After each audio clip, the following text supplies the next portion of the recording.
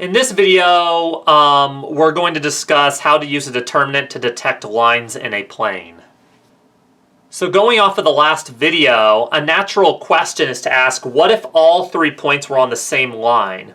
What would the area of such a triangle be? Well, if we had all the points on the same line, we'd have something like the following. So here we have 3 points, but they all fall on the same line. And the terminology for that is that they are collinear. Now, these 3 points being collinear means that if we tried to find the area of this triangle, we'd expect it to be 0. Well, going off of that, and based on the last example, well, because I mean there's no area, right? But going off of the last section, what that would mean is that, based on the last video, it would mean that the area would be 0, which means we would expect the following to occur. So if the points x1, y1, x2, y2, and x3, y3 are on this line, the area of that triangle should be 0. However, the triangle, since it's a line, here, looking at the last section, we saw that plus or minus 1/2 times this is the area of the triangle. So it makes sense that this should be 0. And actually going backwards, if this were 0, it would mean that the points had to be collinear because the triangle's area was 0.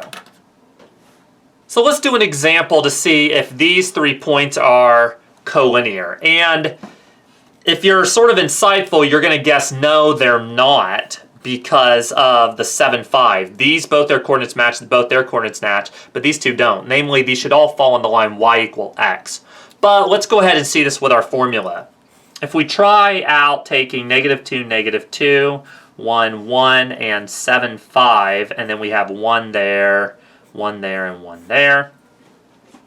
The best options are to either expand down the last column or the middle row, just because 1s are nice to work with. I'll go ahead and do the last column because of the signs plus, minus, plus instead of minus, plus, minus. Here we have what? So we'll have 1 times 5 minus 7 minus 1 times -10 minus -14. So 1 times -10 minus -14. Plus 1 times -2 minus -2. -2. That's going to give me a -2 minus -10 plus 14 is +4. And then plus a 1 times -2 minus -2 will give me 0. And so I end up with -6. But the key point here is that that is not 0. So the points are not collinear.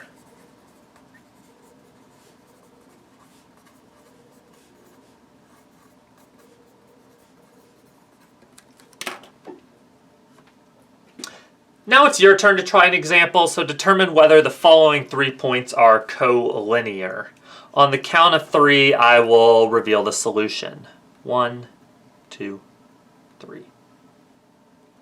So here, you see that when you actually compute out the determinant, expanding down the last column, you'll end up with 0. As a side note, by the way, you'll always have that column of 1, so that's always a great option to expand down for this application. So in fact, they are collinear though, because you've got 0, and you can see that they're actually collinear, not just with the formula, but actually graphing them and noticing, oh look, they actually do all line on the same line. Now, going a little further with this, we can actually use this to find an equation of a line. Namely, we can replace one of the 3 points with xy, with just a typical xy. Now, the reason why this is so useful is because you learn in geometry that any 2 points uniquely define a line. So for instance, and this actually gives you a way to calculate that out directly. Namely, if you had an equation of the line passing through the points x1, y1, so say we had some x1, y1, and some x2, y2.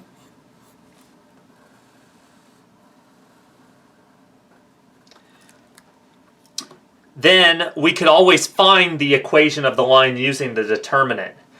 And before I write down the formula, the big thing you have to ask here is what is the slope m going to be, and what is the and then what is the y-intercept b going to be, right? And so there is a little bit of simplifying you're going to need, but the way to actually write this as just a determinant is we replace the first point with xy, and then we write x1, y1, our second point there, and then x2, y2, our third point there, okay? And so we're just going to use those 2 points to be able to find it. So for example, let's find the equation of the line passing through the points 2, 4, and negative 1, 3. So we start off by writing down x, y, 1. Then we'll write the first point that we're given, 2, 4, 1, and then the next point we're given, negative 1, 3, 1.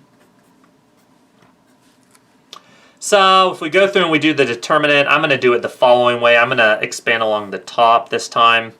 So we end up with x times, so really this whole thing is supposed to equal 0, so I'll go ahead and write that first. So if I write out the determinant, I end up with x times 4 minus 3 minus y times 2 minus negative 1 plus 1 times 6 minus negative 4.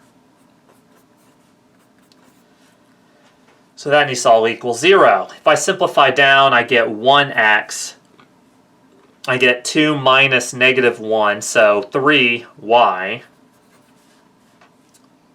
plus 6 plus 4 is 10 equals 0.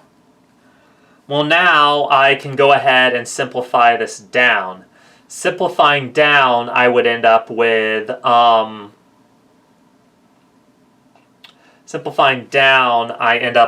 so I could write it this way first.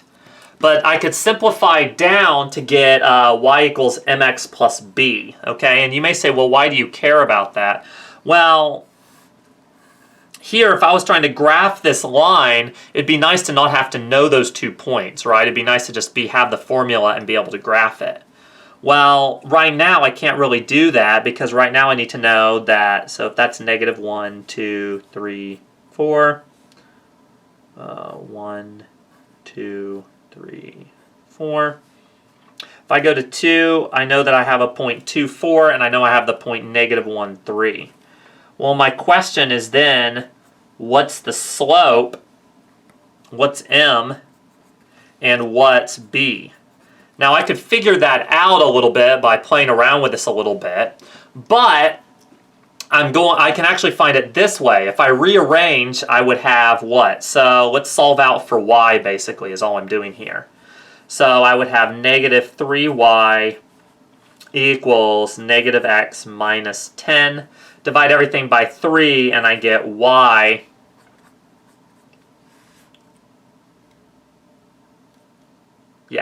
I get y equals 1/3 x plus 10/3. So this point right here is 10/3, that's b, right? And m, the slope, is going to be equal to 1/3. And again, you could deduce that by looking at the graph and doing rise over run and then kind of going back and realizing that's going to be 1/3 of the way between there and then figure out what the fraction's going to be. But this is nice because it'd be nice just to use the formula. So now it's your turn to try an example. Go ahead and find the equation of the line passing through the points negative 3, negative 1, and 3, 5. On the count of 3, I'll reveal the solution. 1, 2, 3.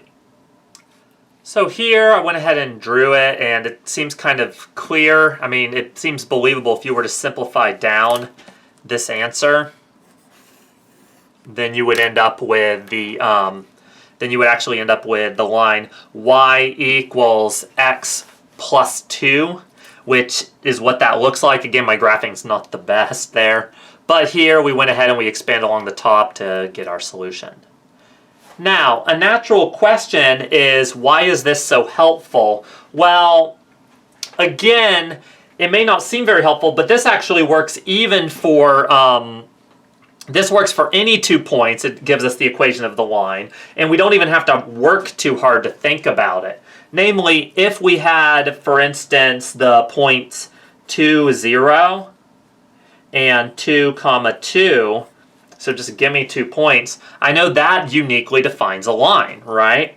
And so I can find the line by doing x, y, 1, 2, 0, 1, 2, 2, 1 equals 0. What you end up getting is the line, when you do that, you end up getting negative 2x plus 4 equal 0 as your equation of the line. And you may say, okay, well, so what? So there's no y coordinate, which makes sense because 2 minus 2 is 0. But if you actually solve this out, you get x equal 2. And actually, you could easily see that with the points, but this formula is so universal, it allows you to do even that. Because here, you don't actually have a slope, essentially. You have an undefined slope.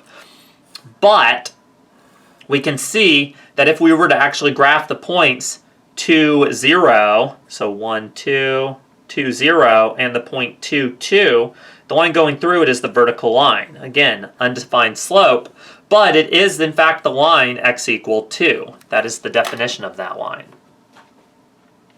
For more practice with using determinants to figure out equations of lines and collinearity, be sure to see the textbook pages 595 and 596. In our next video, we're going to look at a couple of other applications of 2x2 matrices.